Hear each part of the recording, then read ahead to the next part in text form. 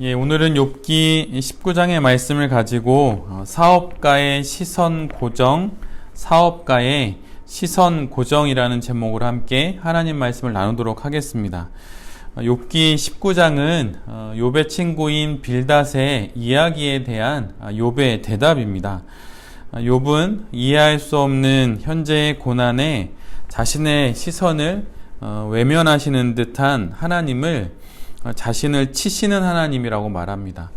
아무리 기도를 해도 해결되지 않는 삶의 문제들 속에서 마치 하나님이 나를 치시는 것처럼 느껴진다고 욥이 말하는 거예요.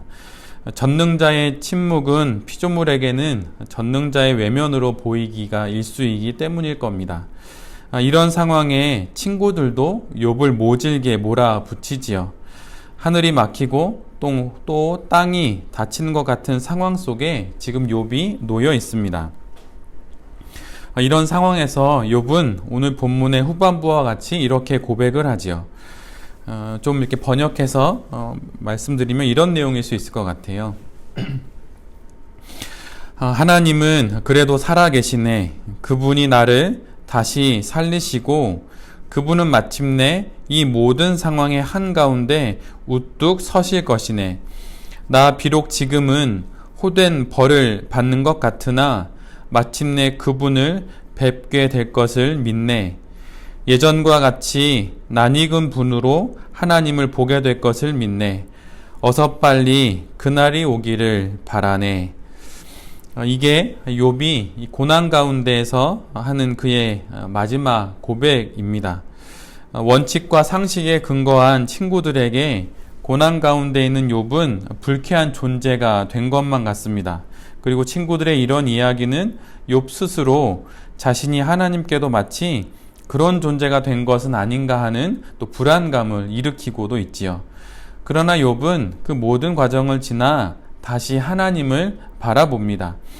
시편 31편 15절에 있는 말씀처럼 나의 앞날이 주님 손에 있음을 다시금 욥은 기억하는 것이죠. 사업을 하다 보면 위기를 만날 때가 있습니다. 욥과 같이 자신의 앞날이 막막할 때가 있지요. 그럴 때 다른 무엇이 아닌 하나님을 먼저 바라봐야 합니다. 지난 과거의 선택에 대한 후회와 미래에 대한 불안으로 현재를 보낼 것이 아니라 나의 과거, 현재, 그리고 미래가 주님의 손에 있음을 바라봐야 하는 것이죠. 왜냐하면 우리 하나님께는 모든 것이 현재이기 때문입니다. 아우구스티누스가 쓴 신국론이라는 책이 있는데요. 그 책 가운데 이런 문장이 있어요. 한번 잘 들어보십시오. 시간 안에서 발생하는 것들에 관해 말하자면 미래는 아직 존재하지 않고 현재는 이미 존재하고 있으며 과거는 더 이상 존재하지 않는 것이다. 그러나 하나님께서는 이 모든 것을 불변하고도 영원한 현재로 바라보신다. 피조물인 우리에게 과거는 더 이상 존재하지 않는 것입니다. 손써 볼 수가 없는 지나간 시간인 것이죠. 그리고 미래는 아직 우리에게 존재하지 않는 시간입니다. 우리의 손이 아직 그곳까지 닿아 있지 않기 때문이지요. 그리고 현재는 아직 준비도 채 되지 않은 우리에게 벌써 와 있습니다. 눈 떠보니 유명인이 되어 있었다는 말처럼 눈 떠보니 현재에 와 있는 거죠. 눈 떠보니 오늘이 2월 1일인 것처럼 말입니다. 이처럼 후회스럽고 또 불안하고 당황스러운 것이 우리 인생이죠.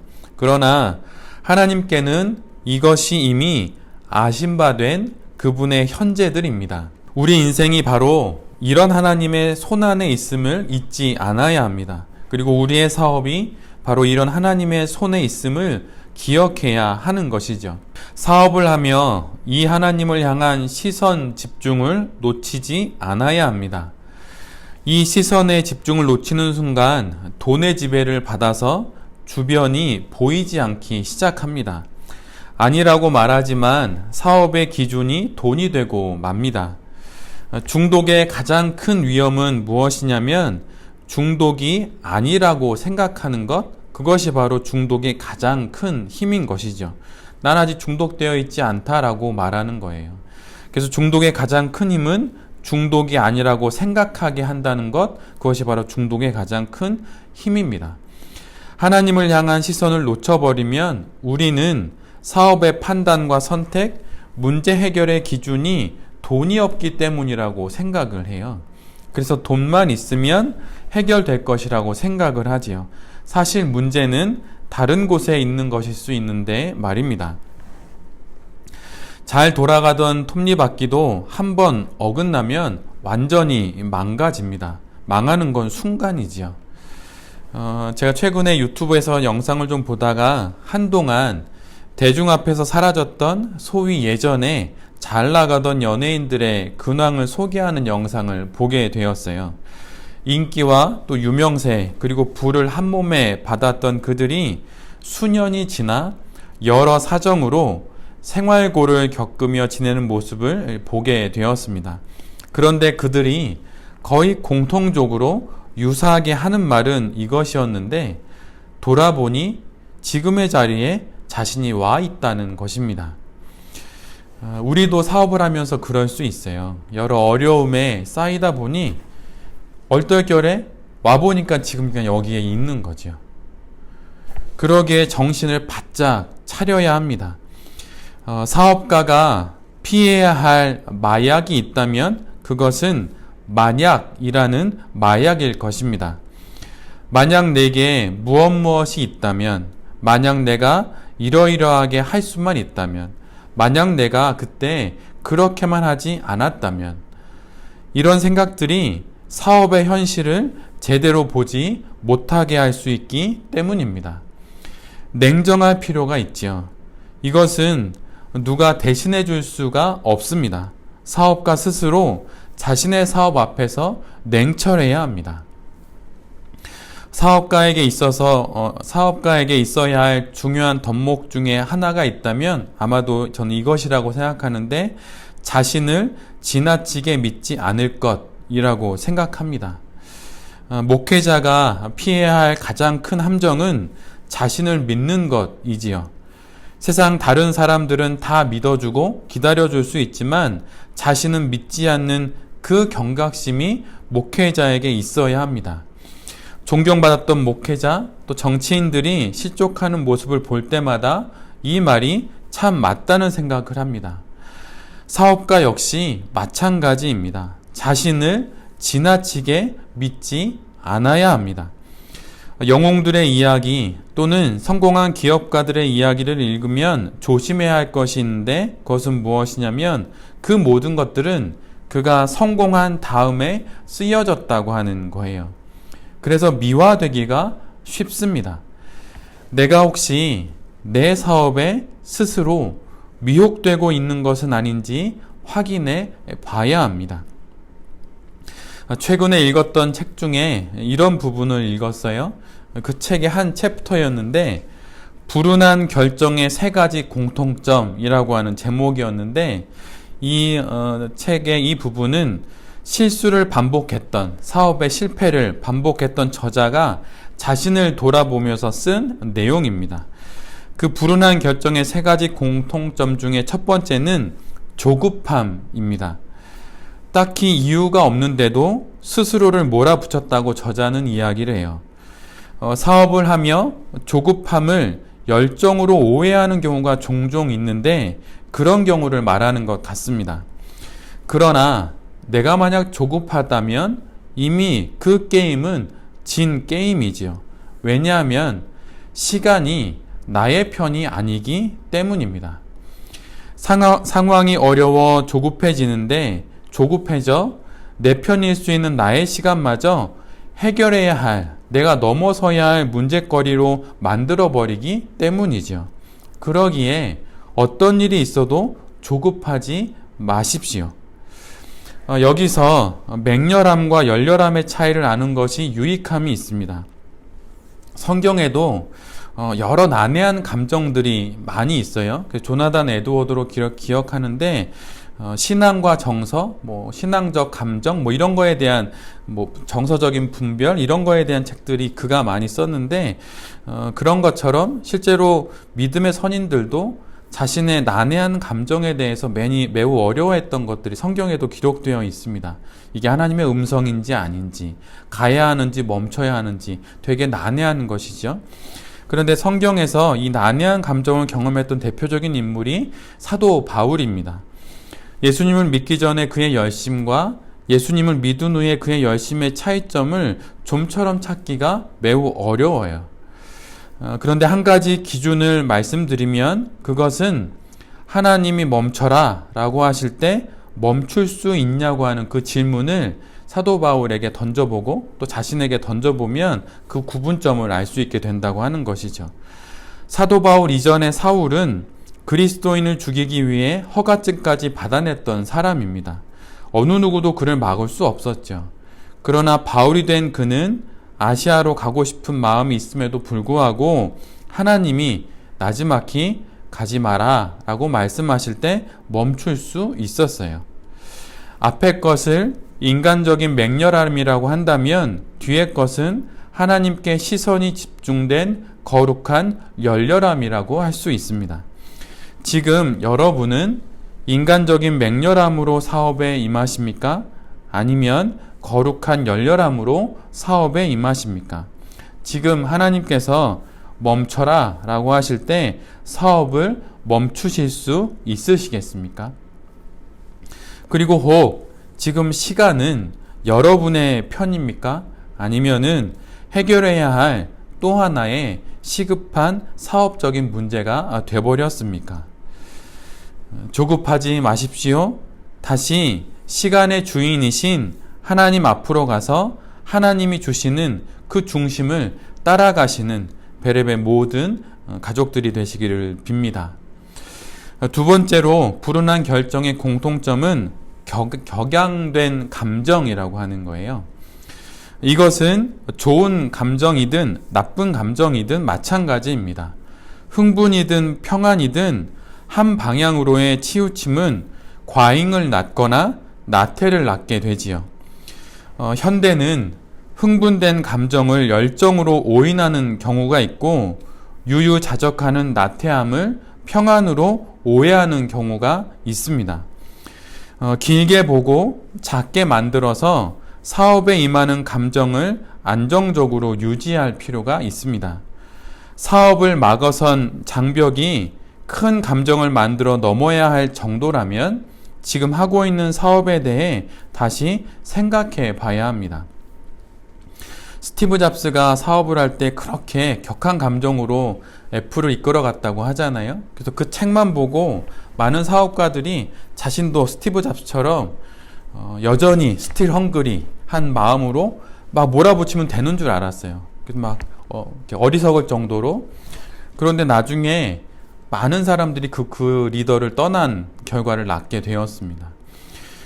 그러기에 지금 내가 갖고 있는 사업에 대한 나의 이 격앙된 감정이 혹은 너무 지나친 것은 아닌지 아니면 너무 나태한 것으로 흘러가고 있는 것은 아닌지 잘 한번 살펴볼 필요가 있습니다. 너무 크게 힘이 들어가면 결국 모든 것들이 어그러지기 때문이지요. 몇 해 전에 한국에서 많은 사람들이 읽었던 그릿이라고 하는 제목의 책이 있습니다. 저도 사실 그 책이 있는데요. 근데 그 그릿은 한마디로 이야기하면 성공에 결정적인 영향을 미치는 것이 있는데 그것은 투지라고 하는 거예요. 그러니까 어떤 난관이 와도 다 그걸 뚫고 나가야 한다고 하는 것이죠. 그런데 이런 투지가 바른 방향으로 가고 있는지 확인할 수 있는 것은 자신의 사업적인 습관을 확인함으로 자신의 그릿, 즉 투지가 말 그대로 투지인지 아니면 격앙된 감정인지 확인해 볼 필요가 있습니다. 그릿의 저자인 앤젤라 더크워스가 이런 말을 했어요. 그가 한 책을 두고 한 말인데 이 책은 그릿을 대체할 유일한 무기가 들어있다. 근데 그가 말했던 책의 제목은 뭐냐면 작년 한 해 우리나라에서 많이 읽었던 헤빗이라고 하는 책입니다. 노력과 투지로 환경을 이겨낼 수 있다고 몰아붙이는 세상 속에서 나 역시 그렇게 사업을 하면 될 거라고 생각을 한다면 잠시 멈춰서 생각해 볼 필요가 있다고 하는 것이죠. 목표를 향하여서 혹시 내가 너무 과잉되어 있는 것은 아닌지 뒤돌아볼 필요가 있고, 또 이런 과잉은 소소한 일상으로 점검해 볼 필요가 있다고 하는 거예요. 내가 너무 사업에 몰입되어서 내가 마땅히 챙겨야 할 가정을 못 돌보는 것은 아닌지, 내가 너무 사업적 문제 해결을 위해서 마땅히 매일 아침 하나님을 만나야 하는데 그것을 도외시하고 있는 것은 아닌지 돌아봐야 한다는 것입니다. 나의 투지가 말 그대로 투지가 아니라 격앙된 감정인 것을 알 수 있는 건 내가 소소한 일상을 도외시하고 있는 것은 아닌지, 내가 마땅히 살아내야 하는 일상의 습관들을 도외시하면서까지 내가 이루어야 할 그 목표를 이루려고 몸을 불살르고 있는 것은 아닌지 돌아봐야 한다고 하는 것입니다. 그런데 대부분 불운한 결정을 한 사람들은 그런 격앙된 감정으로 자신을 몰아붙였다고 하는 거예요. 세 번째로는 결정을 지켜보는 타인이라고 그 책에서 말하고 있어요. 이것은 무엇이냐면 나의 결정을 좀 나와는 다른 시선으로 바라봐주는 타인이 내 옆에 있는가라고 하는 것입니다. 소위 내게 소질이 있는 무엇인가, 직업이 될 수도 있고, 내게 소질이 있는 무엇인가를 찾아가는 질문들이 세 가지가 있는데, 그 질문들은 이것입니다. 내가 그것을 정말 좋아하는가? 그리고 내가 정말 그것을 잘하는가? 그리고 내가 하려고 하는 그 일이 정말 옳은 것인가? 근데 이 질문을 던졌을 때 그것이 정말 내가 좋아하는 것이고, 좋아하는 것뿐만 아니라 내가 잘하는 것이고, 좋아하고 잘하는 것뿐만 아니라 그것이 옳은 것이라면 거의 그것이 나의 천직일 수 있다고 하는 거예요. 그런데 이 모든 것을 점검할 수 있는 또 하나의 질문이 있습니다. 그것은 무엇이냐면 내가 그 일을 할 때 타인들이 보이는 그 반응이 좋은가라고 하는 거예요. 타인들이 내가 그것을 할 때 정말 잘한다 라고 말하는 박수를 치는 거라면 거의 그것이 자기의 천직일 수 있다고 하는 것이죠.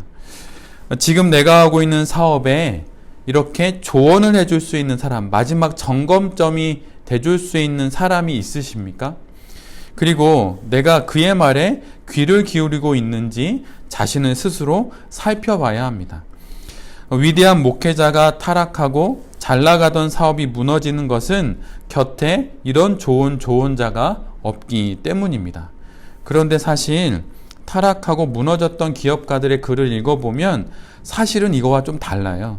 진짜 사실은 곁에 그런 조언자가 있었음에도 불구하고 그들의 말을 귀담아 듣는 마음이 최고 경영자인 사업가 자신에게 없었다고 하는 것이 사업과 또 목회자의 무너지고 타락함의 원인이 되었다는 것을 나중에는 확인하게 됩니다.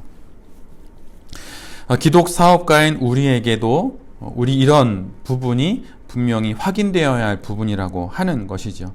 여러분은 누구의 이야기에 귀를 이렇게 기울이며 듣고 계십니까? 가장 먼저 들어야 하는 것은 목회자의 이야기도 아니고 설교도 아니에요. 여러분이 먼저 하나님의 말씀을 들어야 합니다. 매일 말씀을 묵상하고 나의 가장 큰 조언자 되시는 하나님께 귀를 기울여야 해요. 여러분, 그러면 분별이 됩니다. 시간을 길게 들고 차분히 하나님의 말씀을 들으면 분별이 돼요. 그리고 한 번 더 목회자의 이야기나 아니면 나보다 사회적인 경험들이 많은 분에게 기독 성도에게 조언을 구하고 책을 보면서 방향을 잡아가는 거죠. 하나님의 음성을 들으십시오. 그리고 이런 조언을 해줄 수 있는 공동체, 베레비라고 하는 공동체 속에서 그런 조언을 서로 주고받는 것이죠. 그럴 때 나의 마음이 또 나의 사업이 이렇게 안정을 찾아갈 수 있는 것입니다. 여러분, 그러기에 조급하지 마십시오. 무슨 일이 있어도 조급하지 마세요. 그리고 격앙된 감정을 만들어 넘어야 되겠다고 여기는 장벽들이 있다면 거기서 잠깐 멈춰볼 필요가 있습니다. 그리고 가장 첫 번째 교회인 가정에서 아내가 해주는 이야기, 자녀들이 해주는 이야기, 남편이 해주는 이야기에 잘 귀를 기울이십시오. 그리고 베렙 공동체의 말을 잘 귀담아 들으십시오.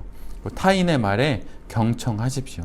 그리고 그 무엇보다 하나님을 향한 시선을 놓치지 않고 내게 주신 사업을 잘 감당하는 그런 베렙의 가족들이 되시기를 바랍니다.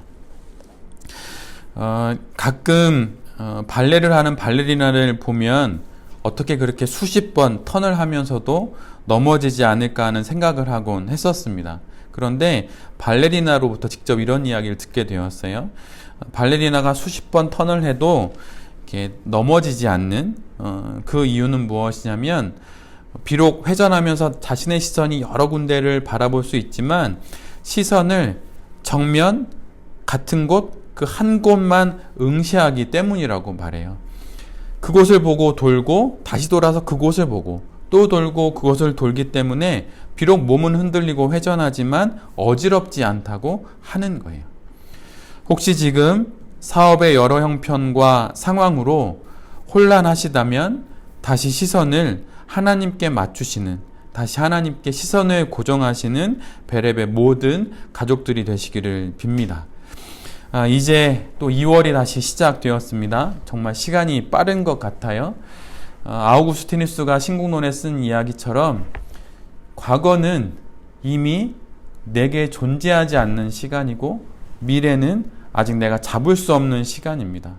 오늘이라고 하는 이 시간 속에서, 이 현재 속에서 사업의 시선을 하나님께 고정하며 내게 주신 이 사업을 목회를 하는 마음으로, 하나님의 이 소명을 받은 마음으로 이 한 주간도 그렇게 사업을 해나가시는 모든 베렙의 가족들이 되실 수 있기를 간절히 기도드립니다.